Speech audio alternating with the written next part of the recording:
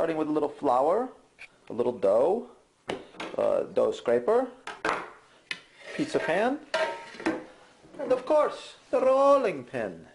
We start by working the dough. The recipe, of course, is at Chef Depot. Flour the dough like so, round and round, shape it in your hand a little bit.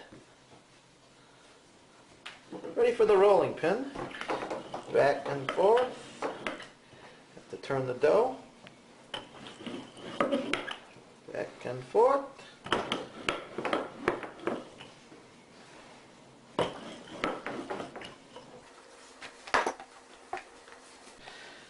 A nice crust should be about the size of your pizza pan. 16-inch diameter, looking good. If you want it to be a little bit thinner, keep your hands rolled into a fist. Give a little toss. Scrape up the flour like so. Next we take our pan, we add a few breadcrumbs like this so the pizza crust doesn't stick.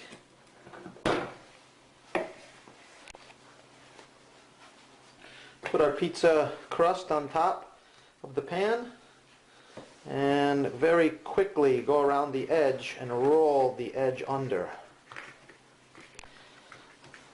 The finished crust should look like this, should move on your pan. Chef Marinara loves a fine red wine. You should make it a pizza like this. You put the sauce down in the middle, lots of sauce, don't be shy. You spread it around, nice and thin like so, round and round right up to the edge.